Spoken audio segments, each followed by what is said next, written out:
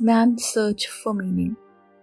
हाय दोस्तों, last week मैंने Victor Frankl की book man search for meaning पढ़ी और आज मैं आपके लिए लाई हूँ उस बुक की समरी। इस बुक की इंस्पिरेशन ऑथर को वर्ल्ड वॉर 2 के दौरान मिली। उस वक्त उन्हें 3 साल कंसंट्रेशन कैंप में बिताने पड़े, पर वहाँ की परिस्थितियाँ जीने के लिए बहुत मुश्किल थी। उस बुरी सिचुएशन में बहुत से लोगों को अपनी जान गंवानी पड़ी।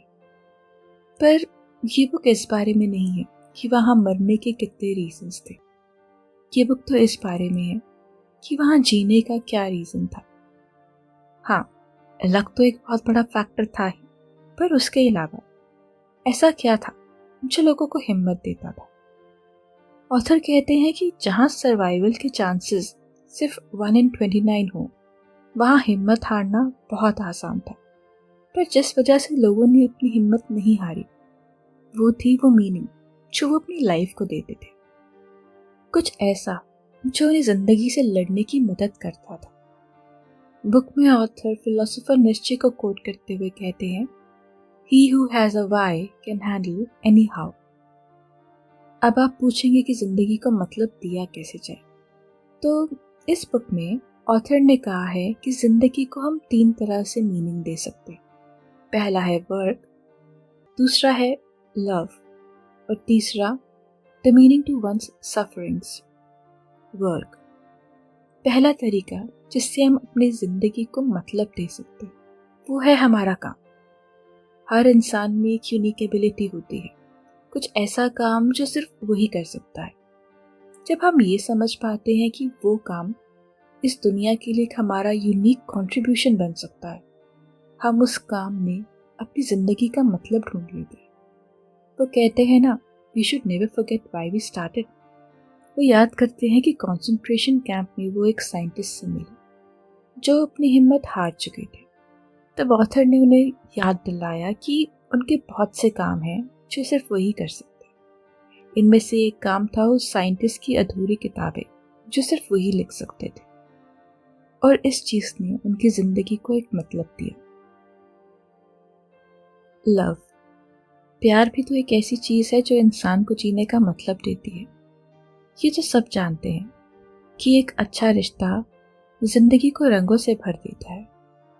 ऑथर एक एग्जाम्पल देते हुए कहते हैं कि कंसंट्रेशन कैंप में जब एक इंसान सुसाइड करने का सोच रहा था, वो सिर्फ इस वजह से रुका क्योंकि उसका बेटा बाहर उसकी इंतज़ार कर रहा था।